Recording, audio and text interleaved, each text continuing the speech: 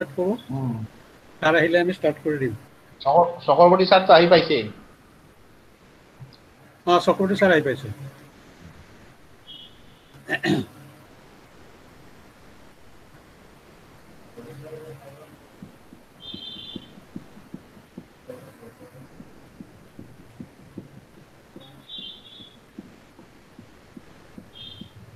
বেনাৰটো দেখা পাইছে না ছাৰ? বেনাৰটো ধৰিব পৰা নাই ইমান। আপোনাৰ পিছফালে আচ্ছা ঠিক আছে, আপোনাৰ পিছফালে আছে নেকি?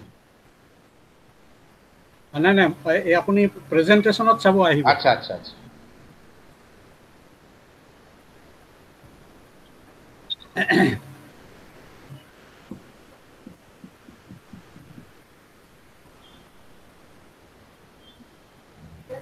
বিশ্বক good evening. Good evening, good evening. Good evening. Chakraborty sir. Good evening. Chakraborty sir, Chakraborty sir welcome sir, আমরা আছি। হ্যাঁ, গুড ইভিনিং, গুড ইভিনিং। হ্যাঁ, আমরা প্রিন্সিপাল স্যারের জন্য একটু ওয়েট করছি, স্যার এলেই আমরা শুরু করব। ঠিক আছে, ঠিক আছে।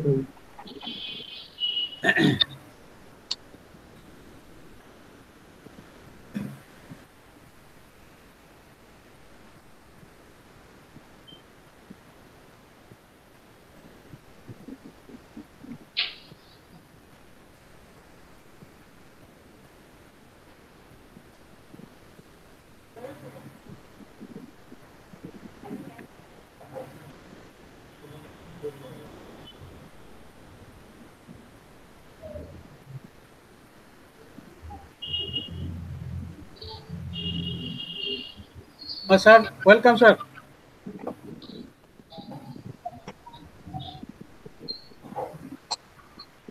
Mahanta sir welcome.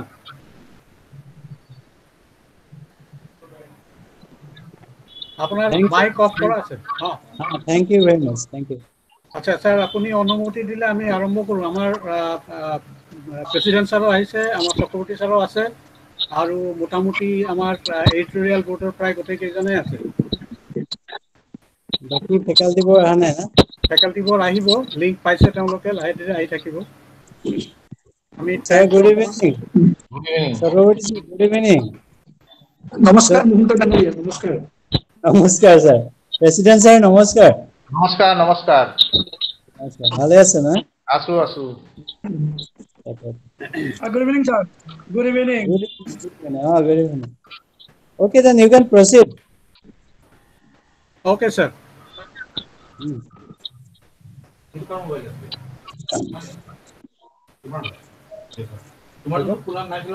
মই আজি জিঅ' ফাইভ নাম লাইন লৈ আছো, ফাইবাৰৰ এইটো কামো চলি আছে। গুড ইভিনিং দে সবকে, গুড ইভিনিং দিছো। এতিয়া এতিয়া কৰিব Good লাগিব। evening. এতিয়া পেমেন্টটো কৰি দিম। মুখত হাত নিদিব আৰু এইটো চোৱাৰ পাছত, কাৰণ মই চুইছোতো। ঠিক আছে, ঠিক আছে। আপুনি মোবাইলটো চেনিটাইজ কৰি ল'ব লাগিব। ঠিক আছে। তিনি কাম ইয়াত 2 মিনিট স্যার, মই পেমেন্টটো কৰি লওঁ জিঅ' ফাইভ। এখানে আপনি দূরে সরো, এটা এখানে একটা পাসওয়ার্ড আসবে, আমি তো বলবো এখানে। আমি ধরবো না।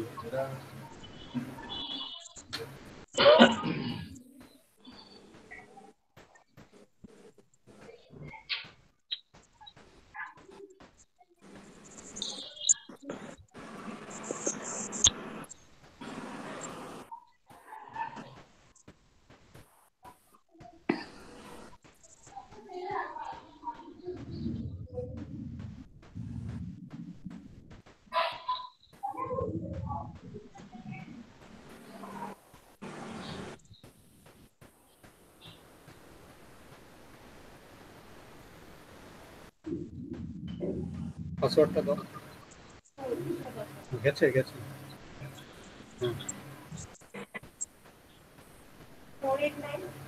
489 311 88। আমাকে একটু স্যানিটাইজারটা দাও তো।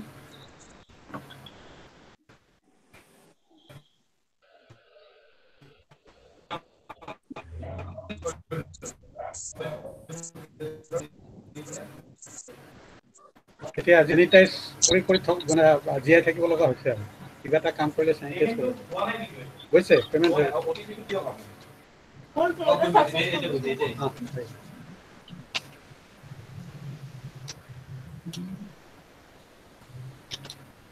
আচ্ছা আর কিছু লাগবে না তোকে জিজ্ঞেস করো আমি শুরু করবো পরে পরে পরে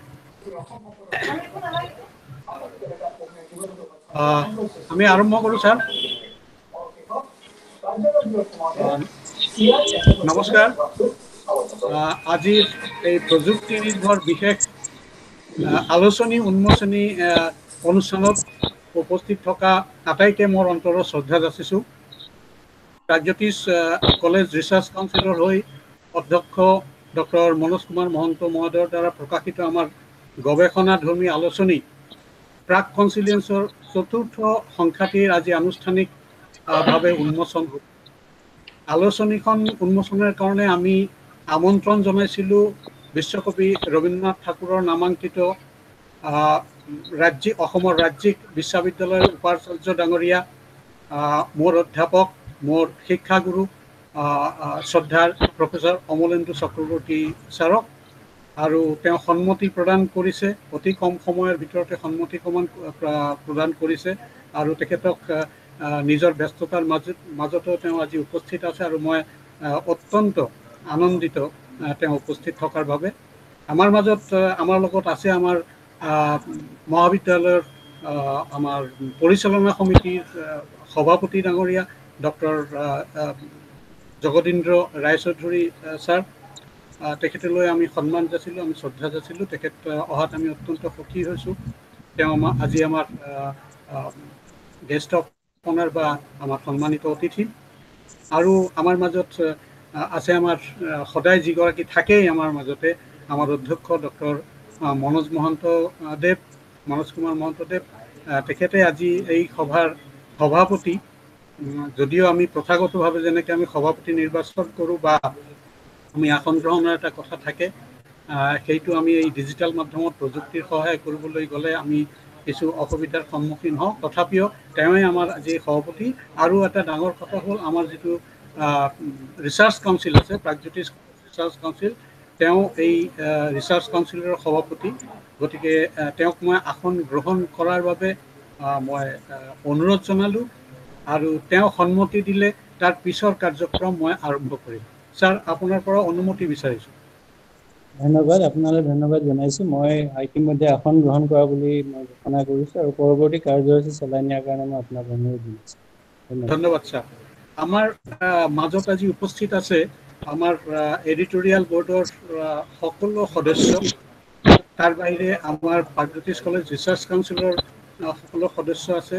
আমাৰ যিটো এডভাইজৰী বৰ্ড আছে পৰামৰ্শদাতা সমিতি তাৰো সদস্যসকল উপস্থিত আছে বুলি মই ধৰি ল'লোঁ এতিয়ালৈকে মই চাব পৰা নাই কোনকেইজন আহি পাইছে আমি গোটেইকেইজনকে আমি লিংক পঠাইছোঁ আমাৰ অনা শিক্ষক কৰ্মচাৰী আমাৰ লাইব্ৰেৰিয়ান আৰু সৈতে আমাৰ লাইব্ৰেৰীৰ কৰ্মচাৰীবৃন্দ লগতে আমাৰ শুভানুধ্যায়ী সকলোকে যিসকলক আমি লিংক পঠাইছোঁ তেওঁলোকে আজি সভাত উপস্থিত আছে বুলি আমি ধৰি লৈছোঁ বা এতিয়ালৈকে যিকেইজনে অহা নাই নিশ্চয় আহিব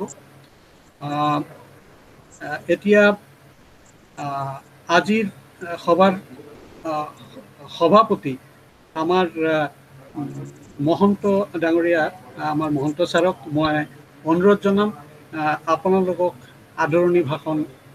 আদৰণি জনাব আৰু আজিৰ সভাৰ মুখ্য উদ্দেশ্য হ'ল যিটো 4th ভলিউম 4 নম্বৰ সংখ্যা আমাৰ প্ৰাক কনচিলিয়েন্সত সেইটো আনুষ্ঠানিক উন্মোচন এই আনুষ্ঠানিক উন্মোচন কৰিব আমাৰ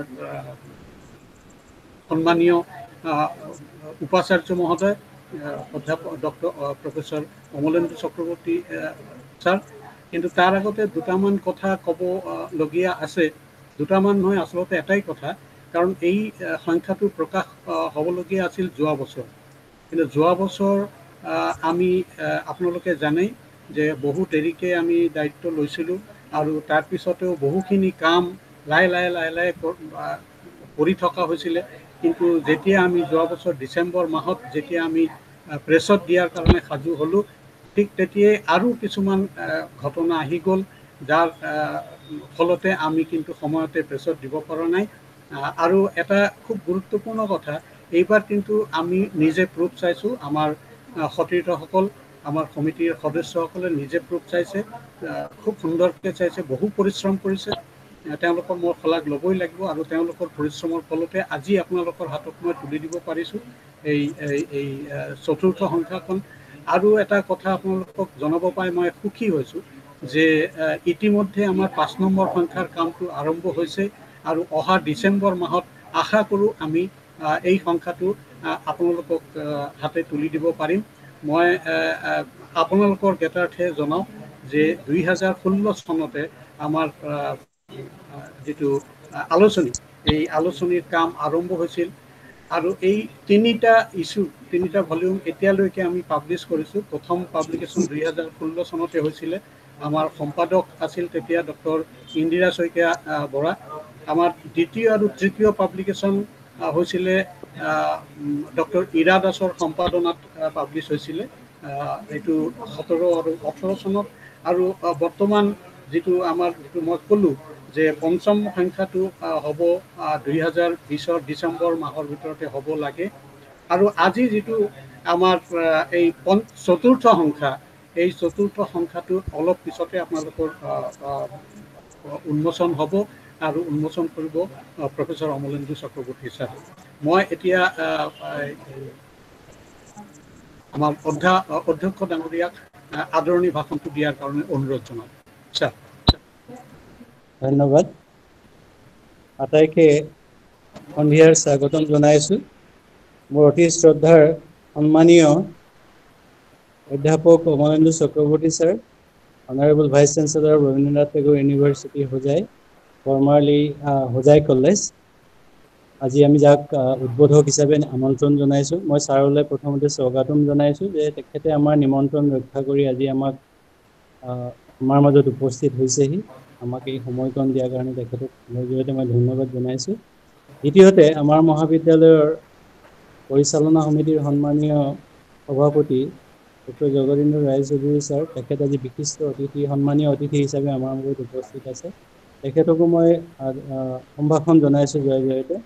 তেখেতসকল দুয়োগৰাকী বিশিষ্ট ব্যক্তি, যথেষ্ট মননশীল ব্যক্তি আৰু বিশিষ্ট ব্যক্তি। তেখেতসকলে বিভিন্ন কৰ্মব্যস্ততাৰ মাজতো আমাক আজিৰ এই সন্ধিয়াৰ সময়কণ দিয়াৰ কাৰণে দুয়োগৰাকীকে মই জৰিয়তে শ্ৰদ্ধা জনাইছোঁ।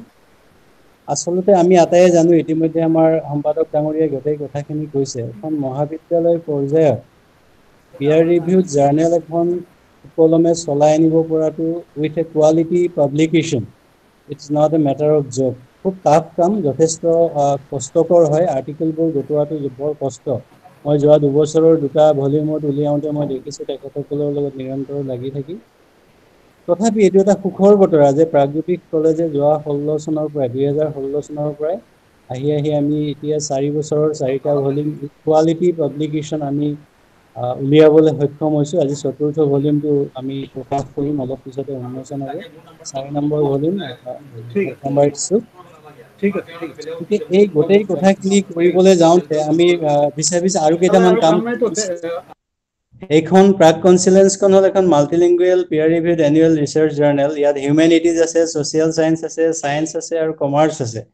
গতিকে মাল্টিলিংগুৱেল এখন জাৰ্নেল উলিওৱাটো আৰুৱে টাফ কাম, কাৰণ তাৰ প্ৰুফ চোৱাটো, তাক ৰিভিউ কৰাই আৰ্টিকেলবোৰ বিভিন্ন ৰিভিউৱাৰৰ পৰা অনাটো।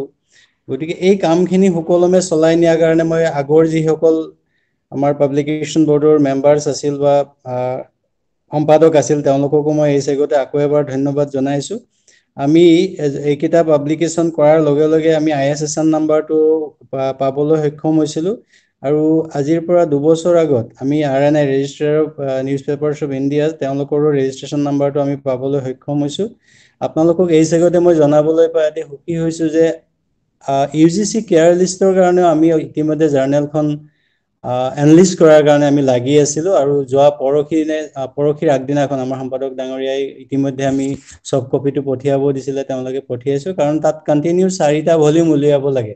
4টা ভলিউম উলিওৱাৰ পিছতহে আমি পাব্লিছ কৰাৰ কাৰণে, কেয়াৰ লিষ্টত এনলিষ্ট কৰাৰ কাৰণে আমি এপ্লাই কৰিব পাৰোঁ। Since it is our 4th volume, আমি এতিয়া এপ্লাই কৰিব পৰা আমাৰ ক্ৰাইটেৰিয়া ফুলফিল হ'ল।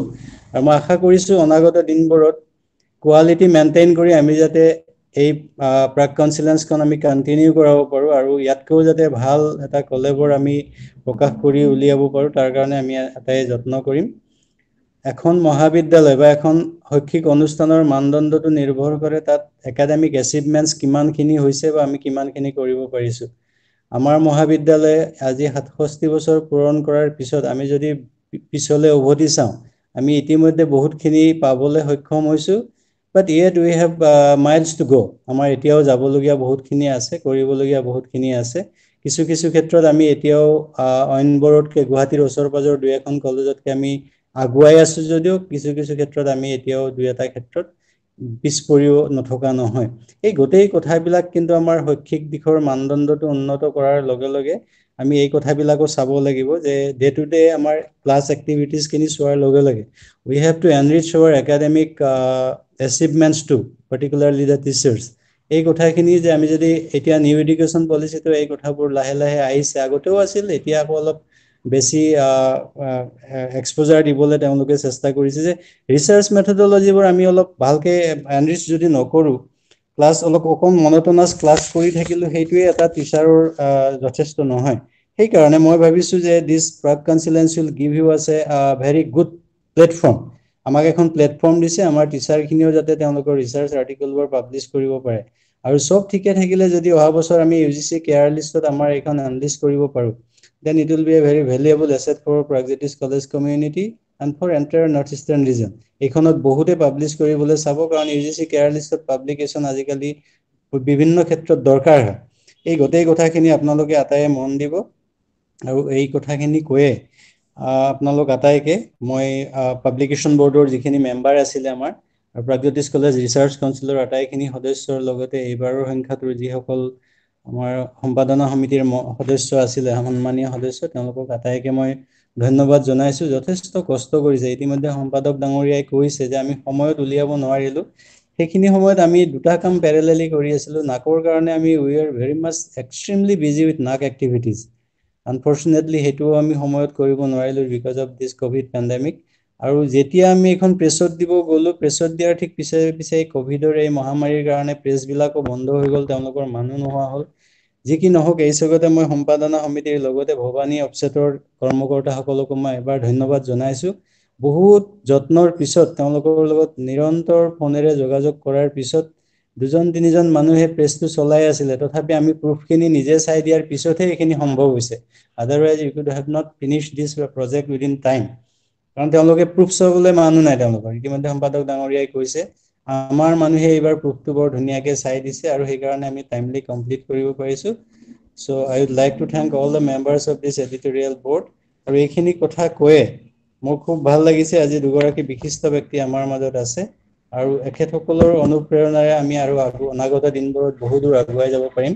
বিশেষকৈ চক্ৰৱৰ্তী ছাৰ, তেখেতসকল একোটা ক্ষেত্ৰত বিশিষ্ট ধৰণৰ দখল থকা মানুহ।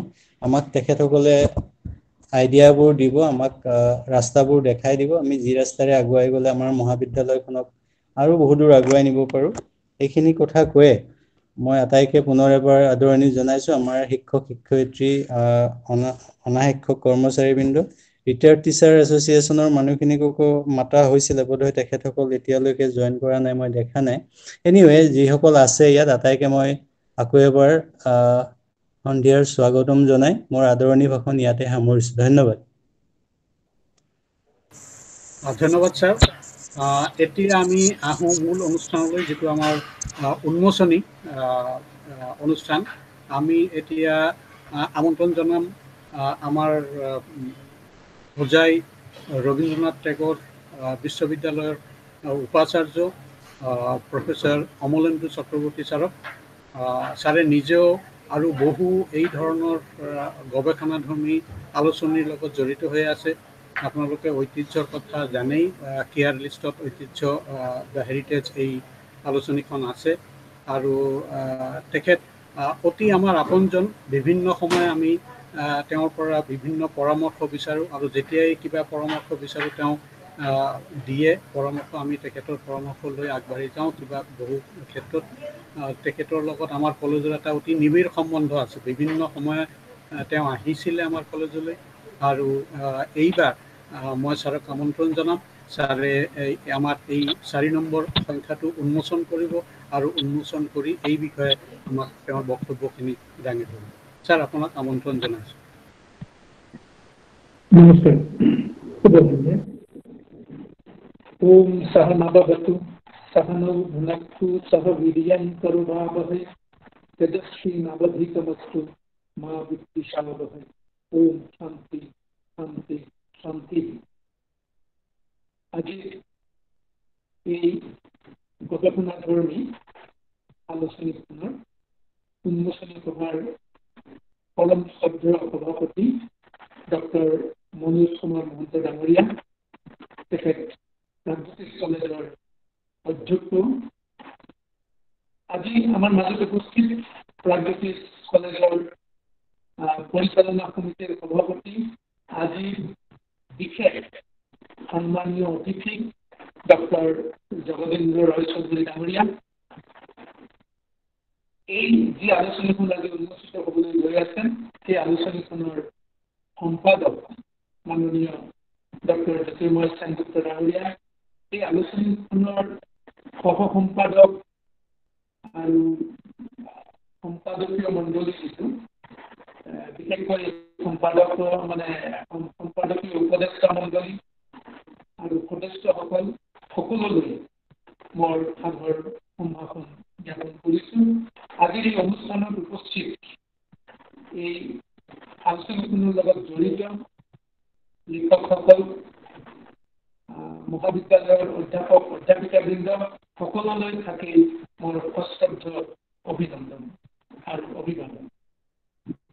আজি মই নিজকে গৌৰৱান্বিত কৰিছোঁ যে এনেকৈ এখন গৱেষণাধৰ্মী আলোচনীৰ উন্মোচক হিচাপে মোক মাতা হৈছে। তাৰ কাৰণে মই আপোনালোকৰ এই মহাবিদ্যালয়ৰ প্ৰতি মোৰ আন্তৰিক কৃতজ্ঞতা জ্ঞাপন কৰিছোঁ। মই প্ৰথমতে মই ঘোষণা কৰি দিওঁ যে প্ৰথমতে মই উপনিষদৰ এটা শ্লোক গালোঁ, সহনাৱতু সহনৌ ভুনক্তু সহ वीर्यं करवावहै। এইটো সেই উপনিষদৰ যুগত আমাৰ শিক্ষাবিদসকলে, ঋষিসকলে ছাত্ৰ ছাত্ৰীক আগত লৈ গাইছে আৰু তাৰ অৰ্থ আছিল যে এই যে জ্ঞান আমি দিবলৈ গৈ আছোঁ এইটো অকল ছাত্ৰ ছাত্ৰীসকল যে লাভৱান্বিত হ'ব সেইটো নহয়, আমিও এইটো ভোগ কৰিম। আজি আপোনালোকে যি মহত্তমৰ যজ্ঞৰ যি অনুষ্ঠান উন্মোচনী অনুষ্ঠান পাতিছে, ইয়াৰ দ্বাৰা অকল লেখক বা প্ৰাগজ্যোতিষ মহাবিদ্যালয় নহয়, আমি সকলোৱে এই বিদ্যা ৰস অনুভৱ কৰিম, ভোগ কৰিম, আমি তেজস্বী হৈ উঠিম। তাৰ কাৰণে আপোনালোকলৈ আমাৰ অশেষ ধন্যবাদ। ইয়াৰ নাম দিয়া হৈছে, নামটো বৰ তাৎপৰ্যপূৰ্ণ, প্ৰাগ কনচিলিয়েন্স। কনচিলিয়েন্স হ'ল বিভিন্ন ডিচিপ্লিনৰ মাজত যিটো যোগ সাধন।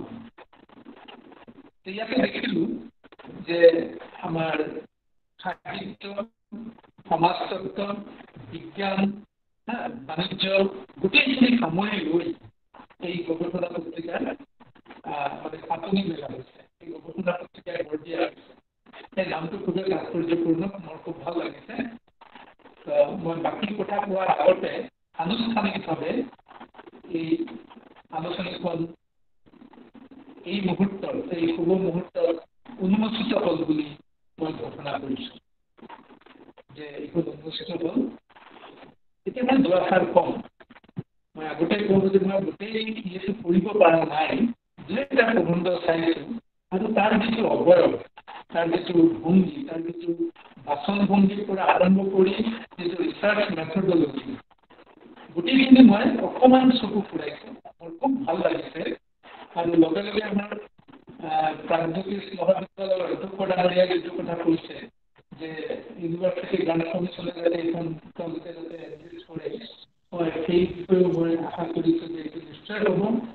আৰু এটা কথা মই অধ্যক্ষ ডাঙৰীয়াক ক'ব বিচাৰিছোঁ যে আপোনালোকে যি পদ্ধতি লৈছে বা যিদৰে আপোনালোকে আগবাঢ়ি আছে, মই ভগৱন্তৰ ওচৰত প্ৰাৰ্থনা কৰিম যে নতুন শিক্ষানীতি, আমাৰ নতুন ৰাষ্ট্ৰীয় শিক্ষানীতি অনুযায়ী আমাৰ 2030 চনৰ ভিতৰত বা 2030 চনৰ পৰা বহুত মহাবিদ্যালয়ক অটোনমি দিয়া হ'ব। আৰু তাৰ কাৰণে এই কামবিলাক খুব জৰুৰী। আপোনালোকক জনাই থওঁ যে এতিয়া অসমত এখন কলেজ এই ক্ষেত্ৰত আগবাঢ়ি আছে আৰু সেই কলেজখনৰ নাম আছে লিষ্টত। সেইখন হ'ল আমাৰ ওচৰৰে নগাঁও কলেজ। মই আমাৰ অধ্যক্ষ ডাঙৰীয়াক কওঁ যে আপোনাৰ মানে থকা সময়ত আপোনাৰ প্ৰচেষ্টাত যাতে প্ৰাগজ্যোতিষ কলেজ সেইটো ৰাস্তাৰে তীব্ৰ গতিত যাতে আগবাঢ়ি যায়, আপুনি সেইটো আগভাগ লওক। ৰক্ষীৰ কামটো আপুনি লওক, মানে মহাৰথী সাজি আপুনি আগভাগ লওক, যাতে আমাৰ শিক্ষক শিক্ষয়িত্ৰীসকলে যাতে অনুপ্ৰাণিত হয় আৰু প্ৰত্যেকে যাতে গৱেষণাত মগ্ন হৈ এই তীৰ্থংকৰ শৰ্মা ডাঙৰীয়াই পাতনি মেলা যিখন বিদ্যাতীৰ্থ যিখন অনুষ্ঠান, সেই আৰম্ভণিৰ কথা মনত পৰিলে শ্ৰদ্ধা হয় আমাৰ তীৰ্থংকৰ শৰ্মা। সেই যিটো তীৰ্থংকৰ শৰ্মা ছাৰৰ পৰা যিটো যাত্ৰা আৰম্ভ হৈছিল, সেই যাত্ৰাক আপুনি পূৰ্ণতা দিয়ক, যাতে আমি 2030 ভিতৰত 31-32 ভিতৰত প্ৰাগজ্যোতিষ কলেজখনৰ যাতে অটোনমাছ হ'ব, মানে অটোনমি যাতে পায়, এখন অটোনমাছ মহাবিদ্যালয় হিচাপে যাতে স্বীকৃতি পায়, সেইটো ভগৱন্তৰ ওচৰত প্ৰাৰ্থনা কৰিম। আৰু তাৰ এটা অন্যতম হ'ল এই গৱেষণা ধৰ্মী এই কাম কাজ। এই ক্ষেত্ৰত প্ৰাগজ্যোতিষ মহাবিদ্যালয়ৰ যি কৃতিত্ব এইটো স্বীকাৰ কৰিবই লাগিব।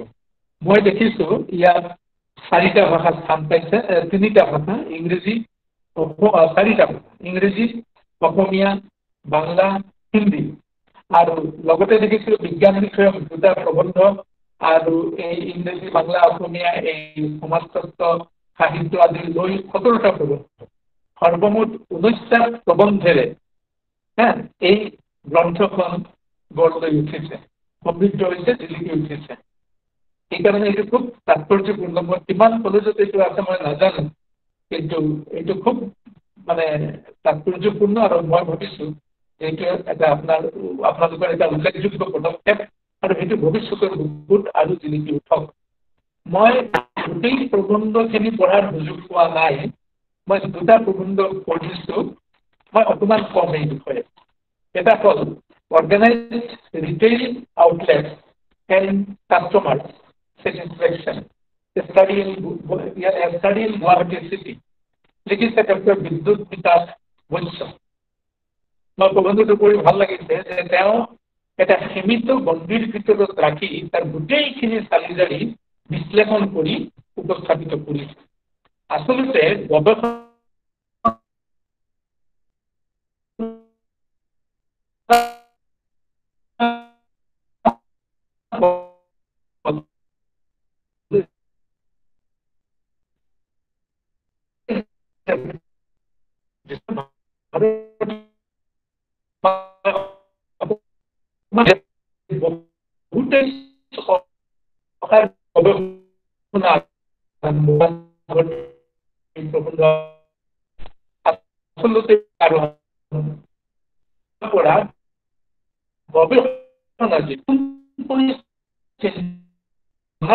নতুন এটা কৰিম, সেই বিষয়টো আগৰ পৰাও আছিল। যেনে ধৰক মই ক'ব বিচাৰিছোঁ, মই এইখন উন্মোচন কৰিবলৈ গৈ মই অকণমান চালোঁ যে ভাৰতত প্ৰথম গৱেষণা ধৰ্মী কৰ্ম আমি কি কওঁ। তেতিয়া মোৰ মনত পৰিল জাস্কৰ নিৰুক্তখন। জাস্কৰে নিৰুক্তত বেদত ব্যৱহৃত শব্দবিলাকৰ ভিন্ন ভিন্ন দৃষ্টিকোণৰ পৰা সেই শব্দবিলাকৰ অৰ্থ দাঙি ধৰিছিল। আৰু এইটো এতিয়াও আমাক বাট দেখুৱাই আছে। এটা শব্দ জানিবলৈ হ'লে আমি লগে লগে নিৰুক্ত বিচাৰিছোঁ যে কি আছে তাত, আৰু বিভিন্ন দৃষ্টিকোণৰ পৰা এইটো কৰিছিল। সেইটো হৈছে গৱেষণা। গৱেষণা শব্দটো মই আপোনাক ক'ব বিচাৰিছোঁ, গো মানে হ'ল আপোনালোকে জানে গো মানে গৰু, আৰু এখনা গৱেষণা, এখনা মানে হ'ল গৰু বিচাৰি যোৱা, গৰু বিচৰা। এইটো লৈ আমি ৰসিকতা কৰিছিলোঁ। আচলতে এইটো এটা গৱেষণাৰ বিষয় যে ভাৰতীয় সংস্কৃতিত গ শব্দ যেনেকা গৰুক বুজায়, ঠিক তেনেকে সূৰ্যৰশ্মিক বুজায়, জ্ঞানক বুজায়। জ্ঞানৰ প্ৰতি যিটো আমাৰ হেঁপাহ, যিটো এখনা মানে সংস্কৃত যিটো হেঁপাহ, সেইটো হ'ল গৱেষণা। ইমান ধুনীয়া শব্দ। আচলতে গ শব্দটো গৰুও বুজায়, আকৌ গ শব্দত পৃথিৱী বুজায়। গ শব্দৰ এটা অৰ্থ হৈছে পৃথিৱী, গ শব্দৰ এটা অৰ্থ হৈছে সূৰ্যৰ আলোক ৰশ্মি, গ শব্দৰ এটা অৰ্থ হৈছে জ্ঞান। এতিয়া আমি অসমীয়া ভাষাটো কওঁ যে মই যে ইমান টাইম ক'লো আপোনালোকৰ গছৰীভূত হোৱা নাই নেকি? গছৰীভূত মানে কি? যদি জ্ঞানে বিচৰণ কৰে তাত সোমোৱা নাই নেকি? কিন্তু গ শব্দৰ এটা অৰ্থ হ'ল জ্ঞান। জ্ঞানৰ প্ৰতি আমাৰ যিটো হেঁপাহ, যিটো চৰম যিটো আমি জ্ঞান বিচাৰি যাম, সেইটো গৱেষণা। আৰু সেই গৱেষণা কৰ্মটোৰ যিটো আংগিক যিটো ফৰ্ম, সেইটো আমি ব্ৰিটিছৰ পৰা লৈছো যে এনেকে ফুটনোট দিব লাগিব, গ্ৰন্থ তালিকা দিব লাগিব, এইটো ব্ৰিটিছৰ পৰা লৈছো। কিন্তু গৱেষণা আমাৰ দেশত আছিল। আমাৰ যিবিলাক ফিলচফি, যিবিলাক দৰ্শন, দাৰ্শনিক মতবাদ গঢ় লৈ উঠিছে, তাৰ মূলতো গৱেষণা আছে। পৃথিৱীখন ক'ৰ পৰা আহিল, কেনে আহিল, সেইটো লৈ নতুন নতুন দৃষ্টিভংগী লৈ গঢ় লৈ উঠিছে। আমি এই ক্ষেত্ৰত শংকৰদেৱৰ কথাও কম যে শংকৰদেৱে যিটো কৰিলে সেইটো এটা গৱেষণা। কাৰণ ভাগৱতক তেওঁ একদম অন্ধৰ নিচিনা অনুবাদ কৰা নাই। বহুত ক্ষেত্ৰত ভাগৱতৰ বহুত লাইন এইফাল সিফাল কৰি দিছে, কৰি নিজৰ দৃষ্টিকোণৰ পৰা নিজৰ জ্ঞানেৰে তাক গঢ় দিছে।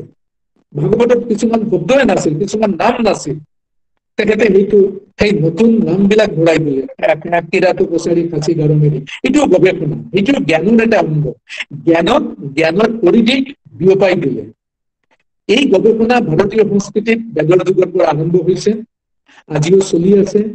কিন্তু দুৰ্ভাগ্যৰ বিষয়, যিটো আমাৰ অধ্যক্ষ ডাঙৰীয়াই অকমান আগত এটা ইংগিত দিছে, যে আজিকালি আমাৰ বহুত শিক্ষক শিক্ষয়িত্ৰী আছে যে 20 বছৰ চাকৰি হোৱাৰ পিছতো এটা গৱেষণাধৰ্মী প্ৰবন্ধ নাই। সেইটো হ'ব নালাগে। মই অধ্যক্ষ ডাঙৰীয়াক বিনীত অনুৰোধ কৰিম যে আপোনালোকে প্ৰত্যেকক অনুপ্ৰাণিত কৰক যে আমাৰ কলেজখন অট'নমাছ হ'ব লাগিব, আৰু সেইকাৰণে আপোনালোকে গৱেষণাত, পঢ়াত আৰু নতুন নতুন চিন্তা চৰ্চাত আপোনালোকে মনোযোগ কৰক। মই আৰু এটা প্ৰবন্ধ পঢ়িলো যে religious beliefs and practices of fishermen, a descriptive study of Assam. দ্বিতীয় প্ৰবন্ধটো, এই প্ৰবন্ধটো লৈ মই অকমান দুআষাৰ কওঁ যে গৱেষণা কৰোঁতে বা যেতিয়া মই তাৰ শিৰোনামটো দিম, তাত খুব সুচিন্তিত শিৰোনামটো হ'ব লাগিব। ইয়াত আছে ষ্টাডি অফ আছাম, আচলতে ষ্টাডি অফ পুৰণি কামৰূপ ডিষ্ট্ৰিক্ট। মানে এতিয়া নতুন পুৰণি কামৰূপ ডিষ্ট্ৰিক্ট, এতিয়া নতুন 3টা ডিষ্ট্ৰিক্ট হ'ল নলবাৰী, বৰপেটা, কামৰূপ। এই 3টা ডিষ্ট্ৰিক্টৰ মাজত সীমাবদ্ধ। আৰু প্ৰেক্টিচেছ অফ ফিচাৰমেন কওঁতে অকল যিসকলে গংগা পূজা বা জলেশ্বৰী পূজা কৰে তেওঁলোক নহয়, যে আমিতো ইয়াতে কোৱা নাই যে হিন্দু ফিচাৰমেন, মুছলিম মানে মাছমৰীয়া সম্প্ৰদায়ো আছে। কিন্তু সেইখিনি অকমান গৱেষণা কৰোঁতে কিন্তু সেইখিনি ক্লিয়াৰ কৰি দিব লাগিব যে মই অকল এই 3টা ডিষ্ট্ৰিক্টৰ, মই গোটেই অসম নহয়, 3টা ডিষ্ট্ৰিক্টৰ এটা সম্প্ৰদায়ৰ যিটো লোকবিশ্বাস, যিটো ফক বিলিফ, যিটো মানে ফক ৰিলিজিয়ন, যিটো ফক ৰিচুৱেল, সেইটো মই দাঙি ধৰাৰ চেষ্টা কৰিম। আৰু এটা হ'ল যে তাতে মোৰ কিছুমান প্ৰশ্ন ৰৈ গ'ল যে গংগা পূজা, ইয়াত গংগা শব্দটো অৰ্থৰ মানে ব্যাপক অৰ্থত গংগা শব্দটো গ্ৰহণ কৰা হৈছে। এই বস্তুটো অকমান ক্লিয়াৰ কৰিব লাগিছিল। আৰু তেখেতে লিখিছে এই অনুষ্ঠানবোৰ বেদৰ পৰা চলি আহিছে। বেদত কিন্তু তেনেকুৱা কোনো অনুষ্ঠান আমি পোৱা নাই। আৰু বেদত তেওঁ অকমান দেখুৱাব লাগিছিল যে বেদত মাছমৰীয়া সম্প্ৰদায় আছিল না নাই, বা মাছমৰীয়া সম্প্ৰদায় আমি প্ৰথম কেতিয়া পালো, ক'ত পালো, সেইখিনি অকমান দেখুৱালে প্ৰবন্ধটো আৰু ধুনীয়া হৈ উঠিলহেঁতেন। সেইকাৰণে মই অকমান অনুৰোধ জনাইছো, ইয়াৰ পিছত যেতিয়া হ'ব আপোনালোকে শিৰোনামৰ প্ৰতি অকমান লক্ষ্য ৰাখিব যে শিৰোনামটো যাতে, যেনেকে ষ্টাডি অফ আছাম বুলি কওঁতে গোটেই অসম আহি গৈছে, কিন্তু গোটেই অসমৰ মাছমৰীয়া সম্প্ৰদায়ৰ ফক বিলিফ, ফক ৰিচুৱেল ইয়াত কিন্তু প্ৰতিফলিত হোৱা নাই। এইটো অকমান আপোনালোকে ৰাখিব। আৰু ৰাখিলে লাহে লাহে এইখন মানে এই ৰিচাৰ্চ গ্ৰন্থখন, মানে এই গৱেষণাধৰ্মী আলোচনীখন এটা গোটেই অসমৰ ওচৰত এটা উৎকৃষ্ট মানে জ্ঞানৰ এটা মানে হৈ উঠিব, আহিলা হৈ উঠিব। আৰু এটা কথা কওঁ, মোৰ খুব ভাল লাগিছে যে এইখন আলোচনী গ্ৰন্থত নগা সম্প্ৰদায়, বিভিন্ন জনজাতি সম্প্ৰদায়ৰ যিটো জীৱন, যিটো দৰ্শন, এইবিলাক প্ৰতিফলিত হৈছে। এই ক্ষেত্ৰত কিন্তু আমাৰ কৰিবলগীয়া বহুত আছে। অসমক কোৱা হয় মিনি ইণ্ডিয়া। এই অসমত ইমান জনজাতি সম্প্ৰদায়, ইমান মানে এটা বাৰেৰহণীয়া সংস্কৃতি, ভাষাৰ পীঠস্থান হ'ল অসম। সেইকাৰণে আমাৰ কাম কৰিবলগীয়া কথা বহুত আছে। আৰু আপোনালোকে দেখিলো যে এইবাৰ সেই নগা সম্প্ৰদায়ৰো প্ৰতিফলন ঘটিছে তেওঁলোকৰ, এইটো খুব প্ৰশংসনীয়। মই আশা কৰিম ইয়াৰ পিছত আমাৰ ডিমাচা আছে, কাৰ্বি আছে, বিভিন্ন সম্প্ৰদায় আছে, তেওঁলোকৰ যাতে এই দিশখিনি যাতে প্ৰতিফলিত হয় এইখন আলোচনী গ্ৰন্থত, তেতিয়াহ'লে মানে সঁচাকৈ খুব হৈ উঠিব, মানে আকৰ্ষণীয় হৈ উঠিব। মই আৰু দীঘল নকৰো, কাৰণ আমাৰ এজন বিশিষ্ট ব্যক্তি আছে জগদীন্দ্ৰনাথ ৰয় ডাঙৰীয়া, তেখেতেও ক'ব। মই অকমান সমালোচনা কৰিলো, কিন্তু যদি মই সামগ্ৰিকভাৱে ক'ব বিচাৰো, মই অভিভূত আৰু আশা কৰো মই কপি এটা পাম। আৰু সেইকাৰণে জ্যোতিৰ্ময় ডাঙৰীয়াই যেতিয়া মোক ক'লো মই লগে লগে ৰাজি হলো, কাৰণ এনেকে এটা পবিত্ৰ কৰ্মত জড়িত হোৱাটো বহুত ভাগ্যৰ কথা। আমাৰ তেখেতসকলে মোক কৈছে যে তেখেতসকল মোৰ ওচৰত কৃতজ্ঞ, মই কৰিছো, কিন্তু নহয়, এইটো কথাটো ভুল। মই আপোনালোকৰ ওচৰত কৃতজ্ঞ যে এনেকে এটা পবিত্ৰ অনুষ্ঠানত মই যে আপোনালোকৰ সন্মুখত থিয় হৈ দুআষাৰ ক'ব পাৰিছো, সেইটো মই কৃতজ্ঞ আপোনালোকৰ ওচৰত। আৰু মই আশা কৰিম যে এনেকা যাতে মই বাৰে বাৰে আপোনালোকক কৃতজ্ঞতা জনাব পাৰো, সেই সুযোগ দিলে ভৱিষ্যতত মই নিজেই অনুপ্ৰাণিত হ'ম। আৰু বেছি দীঘল নকৰো, অকল আৰু এটা কথা কম, সেইটো আপোনালোকে চাব। যিহেতু আজি আমি গৱেষণা ধৰ্মী, এইটাৰ নাম দিয়া হৈছে প্ৰাগ কনচিলিয়েন্স। প্ৰাগ শব্দটো আচলতে সংস্কৃত শব্দটো হ'ল প্ৰাক। যদি কোৰ পিছত যদি কোনো ভয়েস্ট কনসোনেন্ট থাকে, তেতিয়াহ'লে কোৰটো গ হয়। যেনেকৈ প্ৰাক জ্যোতিষ, য'টো হ'ল ভয়েস্ট কনসোনেন্ট, দুটা লগ লাগি কোৰটো গ হৈ গ'ল। যেনেকৈ বাঘ দেৱী, পিছত গ আছে, সেইকাৰণে কোৰটো গ হৈ গ'ল, বাঘ দেৱী। কিন্তু বাঘপতি, কোৰটো ভয়েস্ট নহয়, সেইকাৰণে কোৰটো ক থাকিল, বাঘপতি। যেতিয়া আমি একক শব্দ হিচাপে প্ৰাগ শব্দটো ব্যৱহাৰ কৰিম, তেতিয়া আমি প্ৰাগ কম নে প্ৰাক কম, সেইটো আপোনালোকে অকমান চাব। আপোনালোকৰ সংস্কৃত ডিপাৰ্টমেণ্ট আছে, তেওঁলোককো ক'ব। কাৰণ আমি যেতিয়া বাঘ শব্দ অকলশৰীয়াকে ব্যৱহাৰ কৰো, তেতিয়া কিন্তু বাঘ কওঁ, বাঘ নকওঁ। কিন্তু যেতিয়া দেৱী শব্দটো লগাই দিওঁ, তেতিয়া কওঁ বাঘ দেৱী। ঋক অকলশৰীয়াকে ব্যৱহাৰ কৰিলে কওঁ ঋক, যেতিয়া বেদ শব্দটো লগাম তেতিয়া আমি ঋগ্বেদ। সেইটো আপোনালোকে অকমান চাব, মই অনুৰোধ কৰিছো। আমাৰ যিসকল ইয়াত বহুতো পণ্ডিত ব্যক্তি আছে, আমাৰ যিটো সম্পাদনা কমিটি, যিটো তাত উপদেষ্টা আছে, মই দেখিছো গোটেই সন্মানীয় ব্যক্তিসকল বিভিন্ন অনুষ্ঠানৰ, গুৱাহাটী বিশ্ববিদ্যালয়, কটন বিশ্ববিদ্যালয়ৰ অনুষ্ঠানৰ আৰু বাহিৰৰো বহুত অধ্যাপক অধ্যাপিকা ইয়াৰ লগত জড়িত আছে। আপোনালোকে অকমান বিচাৰি চাব, যিটো প্ৰাগ হ'ব নে প্ৰাগ কনচিলিয়েন্স হ'ব, আৰু যেতিয়া সন্ধি হ'ব তেতিয়া হ'ব প্ৰাগ। সেইটো আপোনালোকে চাব, মোৰ অনুৰোধ থাকিল। কাৰণ বিষয়টো হৈছে গৱেষণা, আৰু গৱেষণাৰ এটা কাম হৈছে সমালোচনা। গৱেষণা সমালোচনা। ইয়াতে এটা কথা কওঁ, এখন গ্ৰন্থ যিটো আমাৰ অনিল ৰায়চৌধুৰীৰ গ্ৰন্থ, যিটো 9টা অধ্যায়ত লিখা হৈছিল আৰু 1998 চনত প্ৰকাশিত নামনি অসমৰ মধ্য শ্ৰেণী, তাৰ ওপৰত এটা সমালোচনা লিখিছে। খুব ভাল লাগিছে মোৰ, ইমান ধুনীয়া হৈছে যে মই কিন্তু গ্ৰন্থখন মই বিনীতভাৱে স্বীকাৰ কৰিছো, মোৰ অক্ষমতা, গ্ৰন্থখন এতিয়া মই পঢ়া নাই, কিন্তু এই সমালোচনাটো কৰি ভাল লাগিল। এটা থুলমূলকে মই গ্ৰন্থখনৰ এটা পাইছো। এনেকে যদি প্ৰতি সংখ্যাত আপোনালোকে যদি গ্ৰন্থ সমালোচনা যোগ কৰে, সেইটো খুব আমাৰ কাৰণে আমি খুব উপকৃত হ'ম। আৰু দীঘল নকৰো, আকৌ সকলোলৈ মই আন্তৰিক কৃতজ্ঞতা জ্ঞাপন কৰি আৰু এই গৱেষণা ধৰ্মী আলোচনীখন আজি ইয়াত উন্মোচিত হ'ল বুলি ঘোষণা কৰি মোৰ বক্তব্য ইয়াতে সামৰিছো। নমস্কাৰ। ছাৰক ধন্যবাদ জনাইছো। খুব সাৰুৱাভাৱে আপোনাৰ উন্মোচনী ভাষণটো দিলে ছাৰ, খুব ভাল লাগিলে। আপুনি যিকেইটা ছাজেশ্যন জনাইছে, আমাক কৈছে, সেইখিনি আমি will try our level best. আমি চাম, চেষ্টা কৰি আমি তাৰ অকণমান জুকিয়াই চাম। ক'ৰবাত যদি আসুৱাহ আছে আমি এইখিনি ঠিক কৰিব যত্ন কৰিম। আৰু আপুনি কৈছে যে বৌদ্ধিক উত্তৰণৰ কাৰণে মহাবিদ্যালয়খনৰ আমাৰ বহুত কৰিবলগীয়া আছে। আমি আমি খুবেই যত্ন কৰি আছো ছাৰ। হয়, ক'ৰবাত আমাৰো কৰিবলগীয়া বহুত আছে, কৰি আছো। এইখিনি আপুনি কোৱাৰ ধৰণে যে অনাগত দিনবোৰত উইদিন 30 আমি যদি পাৰো, will give our best to make it an autonomous institution. আপোনাক ভগৱানে দীৰ্ঘদিন দিয়ক, ভালকে থাকক সুস্বাস্থ্যৰে। আপোনাৰ দিনতে আমি কৰিব চেষ্টা কৰিম, যদি হয় চব ঠিকে আমি এইখিনি কৰিবলৈ যত্ন কৰিম। এইখিনিয়ে ক'লো, থেংক ইউ। আন্তৰিক ধন্যবাদ যাচিলোঁ ছাৰলৈ, আমাৰ প্ৰাগজ্যোতিষ পৰিয়ালৰ ফালৰ পৰা ছাৰলৈ ধন্যবাদ থাকিল। এতিয়া আমি আমাৰ পৰিচালনা সমিতিৰ সভাপতি ডাঙৰীয়া ডক্টৰ জগদীন্দ্ৰ ৰয় চৌধুৰী ছাৰক মই অনুৰোধ জনাম আপুনি আজি আমাক আপোনাৰ বক্তব্যৰে আমাক অনুপ্ৰাণিত কৰিব আৰু আপোনাৰ বক্তব্যৰ পিছতে আমি এই অনুষ্ঠানৰ সামৰণি মাৰিম। ছাৰ, আপোনাক আমন্ত্ৰণ জনাইছোঁ। ৰয় চৌধুৰী ছাৰ, আপোনাৰ মাইকটো অন কৰি লওক। নমস্কাৰ। নমস্কাৰ ছাৰ। আজিৰ এই গুগল মিটৰ দ্বাৰা অনুষ্ঠিত কৰা আমাৰ এই অনুষ্ঠানত উপস্থিত থকা অতি শ্ৰদ্ধাৰ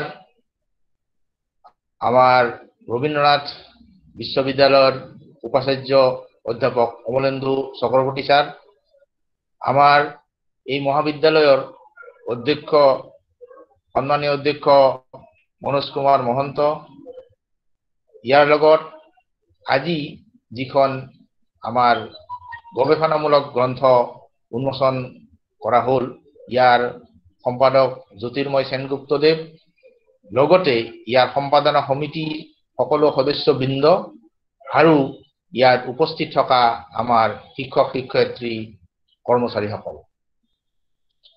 চক্ৰৱৰ্তী ছাৰে এই উন্মোচনী ভাষণত প্ৰাক কনচিলিয়েন্সৰ বিষয়ে কিছু কৈছে, গতিকে পোনপ্ৰথমতে মই সকলোকে এই প্ৰাক কনচিলিয়েন্সৰ সম্পাদনা সমিতিক ধন্যবাদ জ্ঞাপন এই কাৰণে কৰিব বিচাৰিছো, কাৰণ যিটো মহামাৰীৰ আমাৰ এতিয়া গোটেই বিশ্বজুৰি চানি ধৰিছে, সেই মহামাৰীৰ মাজত তেখেতসকলে যি কষ্ট স্বীকাৰ কৰি অধ্যক্ষ ডাঙৰীয়ে আমাক জনাইছে যে এতিয়া এনেকুৱা এটা অৱস্থা হৈ গ'ল যে প্ৰেছতো কোনো কাম কৰা মানুহ নাই। আৰু ভৱানী প্ৰেছৰ লগত মই বিশেষভাৱে জড়িত, কাৰণ অসম বিজ্ঞান সমিতিৰ পৰা যিখন বিজ্ঞান জয়ন্তী ওলাই সেইখন মই সম্পাদনা কৰিছিলোঁ, আৰু সেই সম্পাদনা কৰাৰ ক্ষেত্ৰত ভৱানী প্ৰেছতে মই এই কামটো কৰিছিলোঁ। গতিকে ভৱানী প্ৰেছৰ লগত মই ওতঃপ্ৰোতভাৱে জড়িত, আৰু মোৰ দুখন কিতাপ, এখন গল্প সংকলন আৰু এখন উপন্যাসো তেওঁলোকে পাব্লিছ কৰিছিলে। গতিকে সেই কৰ্মকৰ্তাসকলৰ লগত সকলোৱে মোৰ চিনাকি, কিন্তু এতিয়া যিটো দেখিছোঁ যে মাত্ৰ 2-3জন মানুহ লৈ পেলাই তেখেতসকলে কাম কৰিছে। ইয়াৰ মাজতে যিহেতু সেনগুপ্তদেৱে কৈছে যে বহু কষ্ট কৰি তেওঁলোকৰ আটাইখিনি সম্পাদনা সমিতিৰ যি কৰ্মকৰ্তা আছে তেওঁলোকে নিজে প্ৰুফ চাই পেলাই এইখন উন্মোচনৰ কাৰণে আগবঢ়াই দিছে। গতিকে এইটো এটা তেওঁলোকক শলাগ ল'বলগীয়া কথা, কাৰণ এতিয়া মানুহৰ এনেকুৱা অৱস্থা য'ত অ'ত ত'ত যাবৰ কাৰণে এটা মানে দ্বিধাবোধ হয়, কাৰণ বহুত চিনাকি মানুহ, বহুত নিজৰ মানুহৰ মানে কোভিডত মানে আক্ৰান্ত হৈছে। গতিকে এই ক্ষেত্ৰতো তেওঁলোকে যে এইখিনি কৰিছে, গতিকে সেই কাৰণে তেখেতসকলক মই আকৌ এবাৰ ধন্যবাদ জ্ঞাপন কৰিছোঁ। এতিয়া কথা হ'ল কি, এই প্ৰাক কনচিলেন্সৰ কথাটো মই আগতে জনা নাছিলোঁ, কাৰণ মই এই অনুষ্ঠানৰ লগত জড়িত হোৱাৰ এখন মাত্ৰ সভাত অকণমান উপস্থিত আছিলোঁ, কিন্তু তাৰ পিছতেই যি আমাৰ এই মহামাৰীৰ আক্ৰান্ত হ'ল, গতিকে বিশেষভাৱে এই প্ৰাগজ্যোতিষ কলেজৰ বিষয়ে মই ইমানখিনি কথা অৱগত হ'বলৈ সুবিধাই নাপালোঁ। কিন্তু যেতিয়া মোক এগৰাকীয়ে জনালে যে এনেকুৱা এখন বিশেষ গৱেষণামূলক গ্ৰন্থ এখন মানে উন্মোচিত হ'ব, তেতিয়া মই কথাটো সুধিছোঁ। কিন্তু পিছত মই অলপ মানে আমাৰ অধ্যক্ষ ডাঙৰীয়াৰ লগত বিশেষভাৱে ফোনতে আলোচনা হৈ কথাখিনি জানিব পাৰিলোঁ যে এইখন 4ৰ্থ সংখ্যা, অলৰেডি 300 সংখ্যা ওলাইছে। আৰু আটাইতকৈ ডাঙৰ কথা, এই গ্ৰন্থখনত মানে 4টা বিভাগ জড়িত হৈ আছে: কলা, বিজ্ঞান, বাণিজ্য, সমাজ বিজ্ঞান, এই আটাইবিলাক জড়িত হৈ আছে। গতিকে এনেকুৱা ধৰণৰ এখন সামগ্ৰিকভাৱে যি এখন মানে ৰিচাৰ্চ মানে জাৰ্নেল এখন প্ৰকাশ কৰা হৈছে বা হ'ল, গতিকে এইটো এটা বৰ মানে সঁচাকৈ শলাগ ল'বলগীয়া কথা। কাৰণ মই এখন কলেজত কাম কৰিছিলোঁ, বি বৰুৱা কলেজত, আৰু সেই কলেজৰ আটাইবিলাক নহয়, 2-এটা বিভাগত, ছায়েন্সৰ বা আৰ্টছৰ এটা তেনেকুৱা 2-এটা বিভাগতহে এনেকুৱা গৱেষণামূলক গ্ৰন্থহে প্ৰকাশ কৰা হয়, মানে বেলেগ বেলেগকে। গতিকে এনেকে একত্ৰিতভাৱে যিটো কৰা হৈছে এই কামটো মানে আগতে তেনেকে মই দেখা নাই ক'তো। গতিকে এইটো এটা নতুন খবৰ মোৰ কাৰণে যে প্ৰাগজ্যোতিষ কলেজে প্ৰাক কনচিলেন্স নামৰ এখন ৰিচাৰ্চ জাৰ্নেল এখন তেওঁলোকে এইদৰে উলিয়াইছে। গতিকে এইটো এটা বৰ মানে সুখৰ খবৰ। এইটো এটা মই কথা আৰু নতুনকে সংযোজন হ'ল মোৰ মানে এই কাৰ্যকালত। এটা কথা হ'ল কি চক্ৰৱৰ্তী ছাৰে সুন্দৰকে আমাৰ এই কথাখিনি কৈছে, কিন্তু ময়ো দুই এটা কথা ইয়াৰ লগত যোগ দিব বিচাৰিছো যে আচলতে আমি যেহেতু শিক্ষক, এই শিক্ষকসকলে আচলতে যে শিক্ষা মানে ক্লাছ শ্ৰেণী কোঠাত শিক্ষাদান কৰাৰ উপৰিও নিজৰ চিন্তা চৰ্চা কিছু আগবঢ়াব লাগে। নিজৰ চিন্তা চৰ্চাটো আগবঢ়ালে আচলতে এনেকুৱা এটা কথা হয়, মানে যিসকলে অলপ লিখা মিলা কৰে বা যিসকলক কোনোবাই লিখাৰ কাৰণে মানে যোগাযোগ কৰে, কিবা এটা নতুন বিষয় তেওঁলোকক দিয়ে, বিশেষকে মোৰ ক্ষেত্ৰত তেনেকুৱা মই বহু পাইছো যে সেই বিষয় হয়তো মই ইমান অৱগত নহয়, কিন্তু মই পোনছাতে না নকওঁ।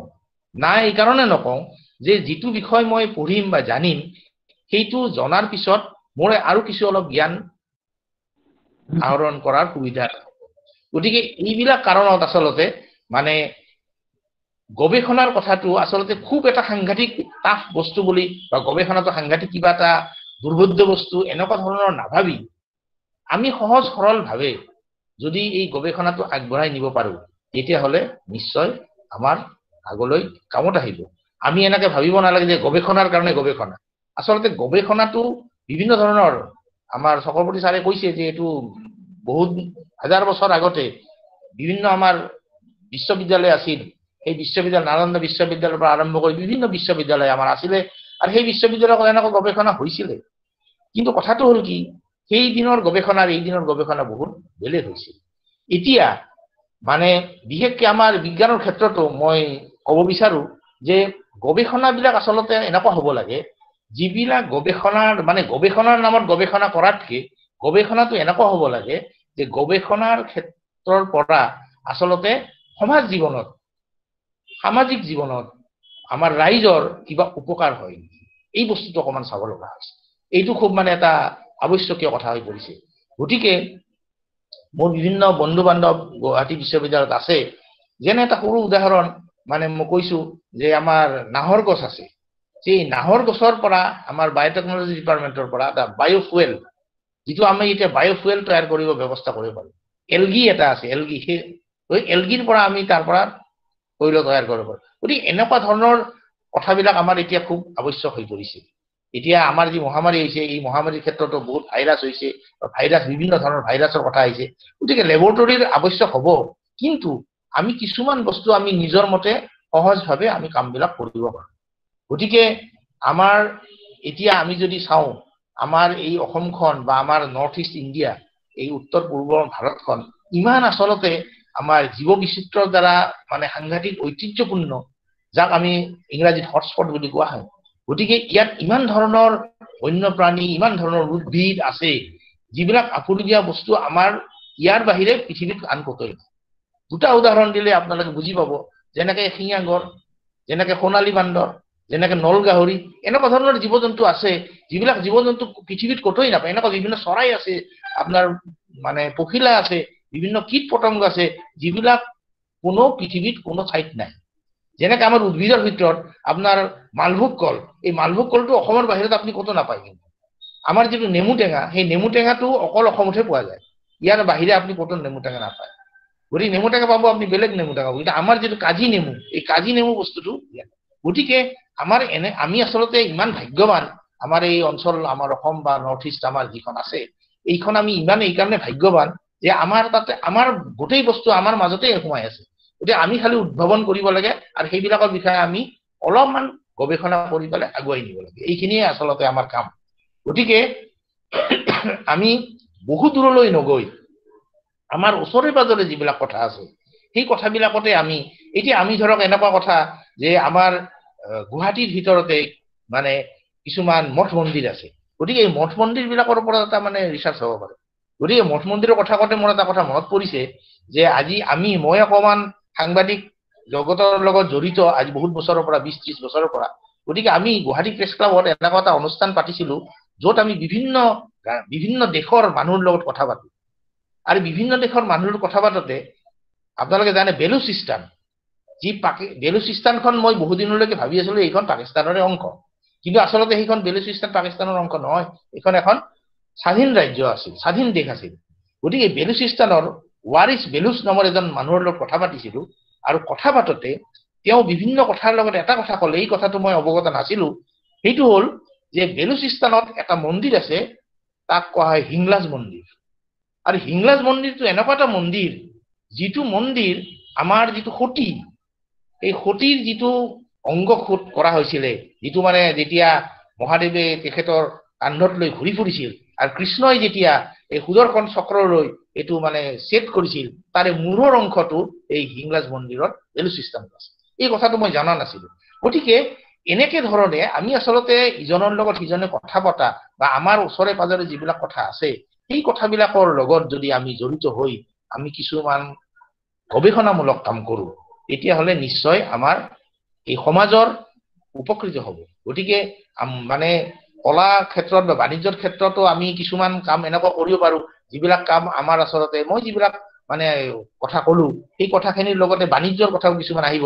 বাণিজ্যৰ কথাত অকল তেল বা চাহপাতৰ কথাই নহয়, আমাৰ ইয়াত ইণ্ডিজিনাছ কিছুমান মানে সামগ্ৰী আছে যিবিলাক আমাৰ ইয়াতেই হয়, সেইবিলাককো যদি অলপ গৱেষণা কৰি সেইবিলাকো যদি উন্নত প্ৰস্তুত কৰি যদি আমি আমাৰ প্ৰস্তুত কৰিব পাৰো, তেতিয়াহ'লে আমাৰ এই অঞ্চলৰ বা আমাৰ বাহিৰৰ অঞ্চলতো এইবিলাক উপকাৰ হ'ব। গতিকে কলা সংস্কৃতিৰ ক্ষেত্ৰতো আজি ইয়াত মই 3টামান বজাত মই এই আলোচনীখন মোক এজনে দি গ'ল কলেজৰ পৰা, ওপৰে চাইছো আমি চক্ৰৱৰ্তী ছাৰৰ দৰে, আৰু মানে বিশেষভাৱে মই পঢ়িব পৰা নাই, কিন্তু দুটামান বস্তু অলপ ভাল লাগিছে। অলপ মই যিহেতু অলপ সংগীতৰ প্ৰতিও আকৃষ্ট, গতিকে এই সংগীতৰ লগত এই যে ভূপেন হাজৰিকা আৰু গুলজাৰৰ যিটো এটা কম্পাৰিজন কৰিছে, সেই বস্তুটোত মানে আচলতে আজিকালি, কাৰণ ভূপেন হাজৰিকা আমাৰ এজন ইয়াৰেই মানুহ, ভূপেন হাজৰিকাই বিশ্বত এটা দৰবাৰত তেওঁ স্থান দখল কৰিবলৈ প্ৰথম অসমীয়া মানুহ। গতিকে তেওঁক লৈও আমি বহুত গৱেষণা কৰিব লগা আছে। আৰু গুলজাৰৰ কথাটো আমি সকলোৱে জানো, গুলজাৰৰ যিবিলাক সুন্দৰ গীত, এই হিন্দী গীতবিলাকৰ মাজৰ পৰা আমি তেখেতক আমি বিচাৰি পাইছো।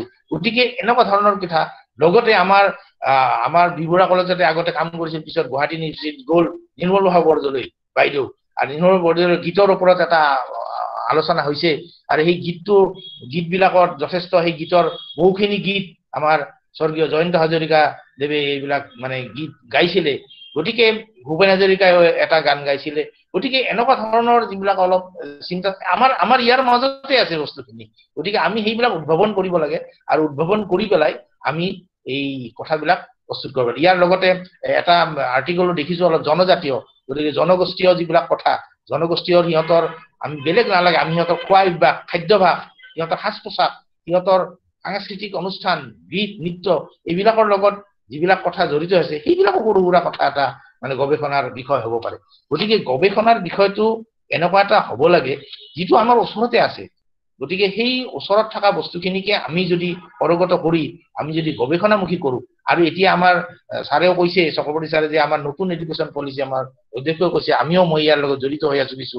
এই নতুন মানে শিক্ষা পদ্ধতিৰ লগত আমাৰ এতিয়া 6th চেমিষ্টাৰ বা 5th চেমিষ্টাৰৰ পৰাই হয়তো আমাৰ গৱেষণাৰ কিছু কাম কৰিব সুবিধা হ'ব পাৰে। গতিকে এনেকুৱা ধৰণৰ যদি আমি শিক্ষকসকলে যদি আমি অকণমান চিন্তা চৰ্চা নকৰোঁ, বা শিক্ষকসকলে যদি আমি শ্ৰেণীকোঠাৰ উপৰিও অকণমান চিন্তা চৰ্চা নকৰোঁ, তেতিয়াহ'লে আমি নিজেই পিছ পৰি ৰম। গতিকে ময়ো প্ৰথম দিনাখন কলেজত গৈ চক্ৰৱৰ্তী ছাৰে কোৱাৰ নিচিনা এটা মানে প্ৰিন্সিপাল ছাৰক মই কৈ আহিছিলোঁ যে আচলতে প্ৰাগজ্যোতি, মই ইয়াত যিহেতু প্ৰাগজ্যোতিষ কলেজৰ পৰিচালনা সমিতিত আহিছোঁ, গতিকে মোৰো এটা ইচ্ছা, ছাৰেতো বহুত দেৰিলৈকে গৈছে, মইতো ভাবোঁ যে মোৰ এই কাৰ্যকালতে এই 5 বছৰ ভিতৰতে কিজানি অট'নমাছ কৰাৰ কাৰণে এটা মই মানে যেন এটা সুখৰ দিন এটা দেখিবলৈ পাওঁ, এনেকুৱা এটা মোৰ এটা মনত আশা মোৰ মনৰ আশা কেতিয়াবা পূৰ্ণ হয়, কেতিয়াবা নহ'বও পাৰে, কিন্তু আশা এটা ৰাখিছোঁ। চক্ৰৱৰ্তী ছাৰে সেইটোত যোগ দিছে, মই খুব ভাল পাইছোঁ।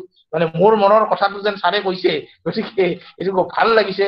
আৰু মানে এনেকুৱা ধৰণৰ যিখিনি আমি আচলতে যিহেতু আমি ভাবোঁ যে কিবা এটা অনুষ্ঠান, সেই অনুষ্ঠানটো এনেকুৱা এটা অনুষ্ঠানলৈকে ৰূপান্তৰিত, সেইটো এটা নিদৰ্শন হওক গোটেই অসমবাসীৰ বাবে, নৰ্থ ইষ্টৰ বাবে, গোটেই ভাৰতবৰ্ষৰ বাবে এটা নিদৰ্শন হওক আজি। গতিকে এনেকুৱা ধৰণৰ চিন্তা চৰ্চা যদি আমি আগবঢ়াওঁ, আৰু আমাৰ যিখিনি লেখুনা আছে, আমি যিখিনি কথা অকণমান পিছ পৰি আছো, এইখিনি আমি সম্পাদনা সমিতি আছে, অধ্যক্ষ আছে, বা আৱশ্যক হ'লে আমি পৰিচালনা সমিতিৰ সদস্যসকলে আমি ইয়াত সদায় অনুপ্ৰেৰণা যাওঁ, সদায় আমি সহযোগ কৰিম, সকলোকে আমি আগবঢ়াই নি পেলাই আমি কলেজখন যাতে উন্নতৰ পথত আগবাঢ়ে, এইখিনিয়ে মই চিন্তা চৰ্চা কৰিছোঁ।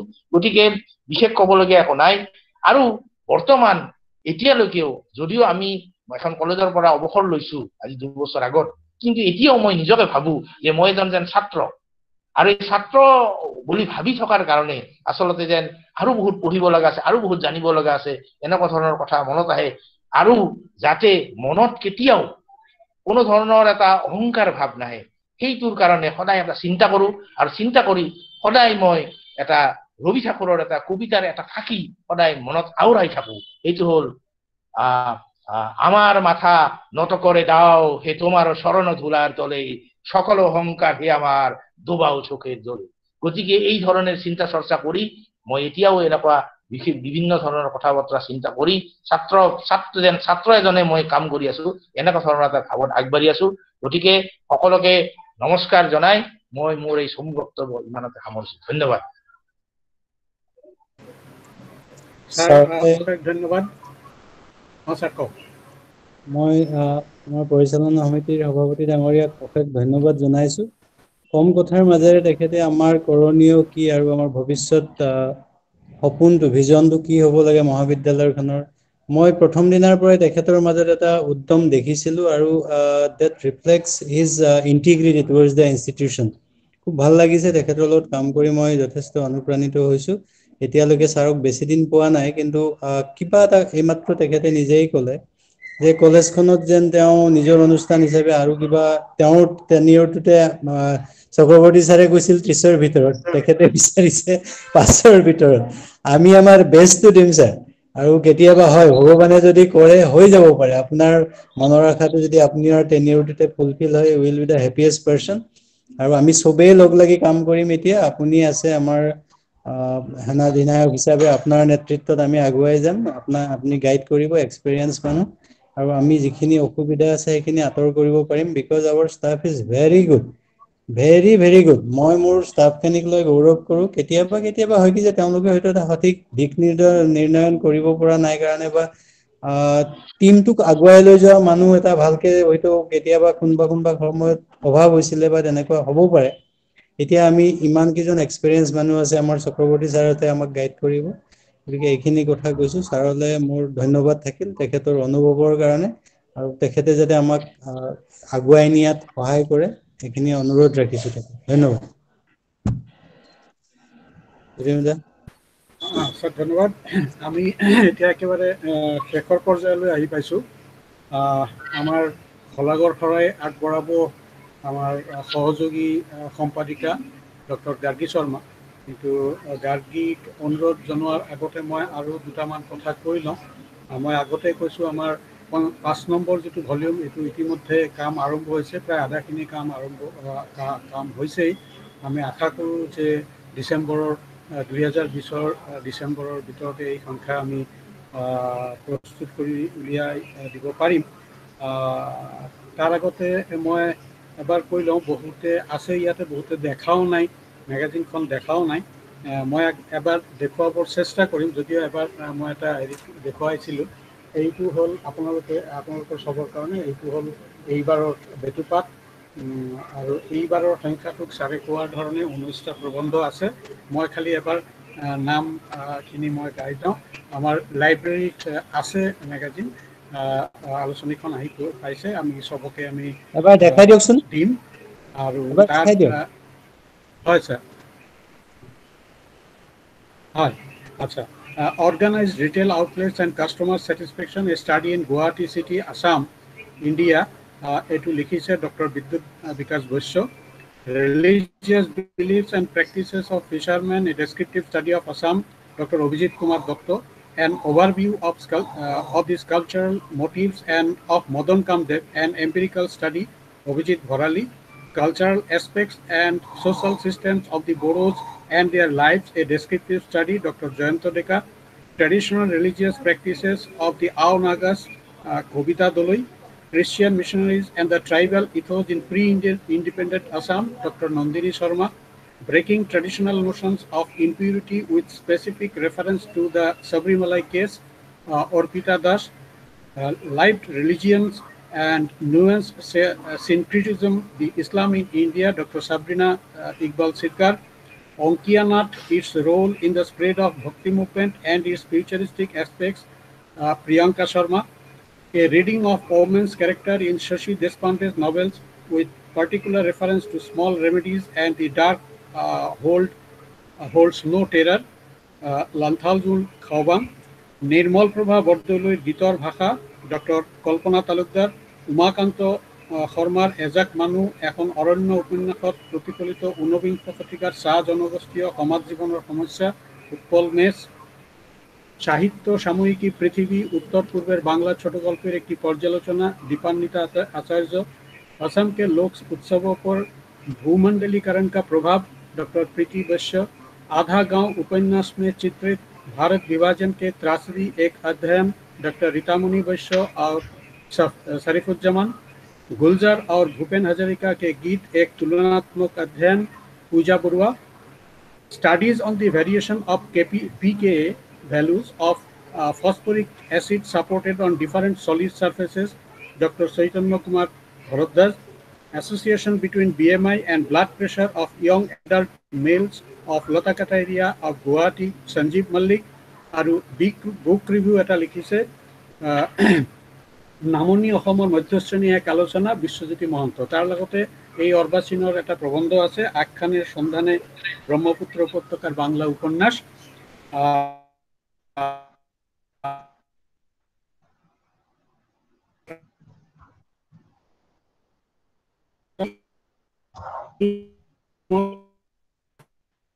কলেজৰ শিক্ষক শিক্ষয়িত্ৰীৰ কন্ট্ৰিবিউশন তাতকে বাহিৰৰ শিক্ষক বাহিৰৰ বিশ্ববিদ্যালয় বা কলেজৰ শিক্ষক শিক্ষয়িত্ৰীৰ কন্ট্ৰিবিউশনটো বেছি আছিল কিন্তু এইবাৰ আমাৰ কলেজৰ শিক্ষক শিক্ষয়িত্ৰী বা গৱেষক ছাত্ৰই বেছি পৰিমাণে ইয়াৰ লগত জড়িত হৈছে প্ৰবন্ধ লিখি দিছে আৰু আমি আশা কৰিছো যে 5 নম্বৰ ভলিউম যেটো ওলাব তাতেও আমাৰ কলেজৰ শিক্ষক শিক্ষয়িত্ৰীয়ে বহু বেছি পৰিমাণে যোগদান কৰিব আৰু ইতিমধ্যে আমি বহু সংখ্যক আমি পাইছোৱে আমি জনাইছো আৰু অহাবাৰৰ সংখ্যা হয়তোবা এইবাৰৰ সংখ্যা 4 নম্বৰ সংখ্যাত কিছুমান ভুল ত্ৰুটি আমাৰ ৰৈ গৈছে খুব স্বাভাৱিক ৰৈ গৈছে কিন্তু অহাবাৰ আমি এটা পদক্ষেপ এই কাৰণে আমি কিছুমান অসুবিধাৰ সন্মুখীন হৈছিলো বুলি এইবাৰ আমি এটা সিদ্ধান্ত গ্ৰহণ কৰিছিলো আমাৰ এডিটৰিয়েল বোৰ্ডে যে আমি এইবাৰ যিখিনি আমি আমাৰ প্ৰবন্ধ আহিব গোটেই কেজনে লিখকে আমাৰ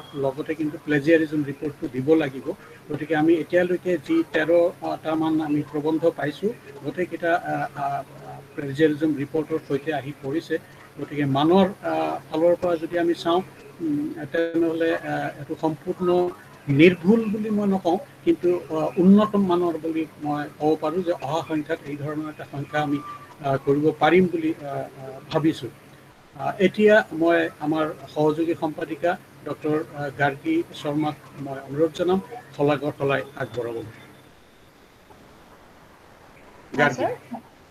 ধন্যবাদ স্যাৰ শ্ৰদ্ধাৰ আজিৰ সভাৰ সভাপতি মহোদয় আৰু উপস্থিত সভ্যবৃন্দ আজিৰ সভাখনত সভাপতিত্ব কৰাৰ বাবে আমি প্ৰথমেই শলাগ লৈছো আমাৰ মহাবিদ্যালয়ৰ অধ্যক্ষ মাননীয় ডক্টৰ মনোজ কুমাৰ মহন্তদেৱৰ ৰবীন্দ্ৰনাথ টেগোৰ বিশ্ববিদ্যালয়ৰ উপাচাৰ্য মাননীয় শ্ৰীযুত অমলেন্দু চক্ৰৱৰ্তী ছাৰৰ উপস্থিতিয়ে আজিৰ সভাখনৰ কৌষ্ঠৱ বৃদ্ধি কৰিলে অনেক ব্যস্ততাৰ মাজতো তেখেতে আমাৰ গৱেষণাধৰ্মী আলোচনীখনৰ উন্মোচকৰ দায়িত্ব গ্ৰহণ কৰি আমাক অনুপ্ৰাণিত কৰাৰ বাবে তেখেতলৈ আমাৰ আন্তৰিক ধন্যবাদ জ্ঞাপন কৰিলো ইয়াৰ পিছতে আজিৰ সভাত উপস্থিত থাকি ইয়াৰ কৌষ্ঠৱ বৃদ্ধি কৰাৰ বাবে আমাৰ মহাবিদ্যালয়ৰ পৰিচালনা সমিতিৰ সভাপতি মাননীয় ডক্টৰ জগদীন্দ্ৰ ৰায় চৌধুৰী ডাঙৰীয়ালৈ আমাৰ শলাগৰ শৰাই আগবঢ়ালো গৱেষণাধৰ্মী আলোচনীখন প্ৰকাশৰ বাবে বিভিন্ন উপদেশেৰে সহায় কৰাৰ বাবে প্ৰাগজ্যোতিষ কলেজ ৰিচাৰ্চ কাউন্সিলৰ সমূহ বিষয়ববীয়ালৈ এই চিকতে ধন্যবাদ জ্ঞাপন কৰিলো যাৰ গৱেষণাধৰ্মী লিখনি অবিহনে এই আলোচনীখনে প্ৰকাশৰ মুখ নেদেখিলেহেঁতেন সেই সকল লেখকলৈ আমাৰ আন্তৰিক ধন্যবাদ জ্ঞাপন কৰিলো আলোচনীখনৰ বেটুপাতৰ অলংকৰণত সহায় আগবঢ়োৱাৰ বাবে এই চেগতে আমাৰ মহাবিদ্যালয়ৰ অৱসৰী অধ্যাপক ডক্টৰ পৰমানন্দ মজুমদাৰ দেৱলৈ ধন্যবাদ জ্ঞাপন কৰিলো আলোচনীখনৰ একাডেমিক এডভাইজাৰ্ছ সকলৰ সহায় সহযোগিতা অবিহনে ইয়াক প্ৰকাশ কৰাটো সম্ভৱ নহলহেঁতেন তেওঁলোকলৈ আমাৰ আন্তৰিক ধন্যবাদ থাকিল মহাবিদ্যালয়ৰ IQACৰ বিষয়ববীয়াসকলে সভাখন অনুষ্ঠিত কৰিবলৈ কৰা সহায়ৰ বাবে তেওঁলোক ধন্যবাদৰ পাত্ৰ। আলোচনীখন প্ৰকাশৰ ক্ষেত্ৰত কৰা সহায়ৰ বাবে Bhabani offset and imaging systems private লিমিটেডৰ সমূহ কৰ্মকৰ্তালৈ শলাগৰ শৰাই আগবঢ়ালো। আজিৰ সভাখন অনুষ্ঠিত কৰাৰ ক্ষেত্ৰত টেকনিকেল ছাপোৰ্টৰ বাবে আমাৰ মহাবিদ্যালয়ৰ পিংকি পাঠক আৰু নয়ন মহন্তলৈ আমাৰ আন্তৰিক ধন্যবাদ থাকিল। সদৌ সকলো ক্ষেত্ৰতে সহায়ৰ হাত আগবঢ়োৱাৰ বাবে আমাৰ মহাবিদ্যালয়ৰ সকলো শিক্ষক আৰু অনাশিক্ষক কৰ্মচাৰীলৈ আমাৰ শলাগৰ শৰাই আগবঢ়ালো। ধন্যবাদ। ধন্যবাদ গাৰ্গী। এতিয়া আমাৰ সভাপতি ডাঙৰীয়া অধ্যক্ষ ডক্টৰ মনোজ কুমাৰ মহন্তদেৱে যদি অনুমতি দিয়ে আমি আজিৰ এই সভাখন শেষ হ'ল বুলি আমি ঘোষণা কৰিব পাৰোঁ। ঠিক আছে, থেংক ইউ। আটাইকে আকৌ এবাৰ ধন্যবাদ জনাইছোঁ। মই চক্ৰৱৰ্তী ছাৰ, আমাৰ প্ৰেচিডেণ্ট ছাৰ আটাইকে মই ধন্যবাদ জনাইছোঁ আপোনালোকে বহুমূলীয়া সময় দিয়াৰ কাৰণে। আৰু ইয়াতে আজিৰ সভাখন আমি শেষ হোৱা বুলি ঘোষণা কৰিম আৰু, নহয় জানো? হয় ছাৰ, ঠিক আছে, ধন্যবাদ। ঠিক আছে, শুভৰাত্ৰি। আটাইকে শুভৰাত্ৰি জনাইছোঁ। ধন্যবাদ, নমস্কাৰ। নমস্কাৰ।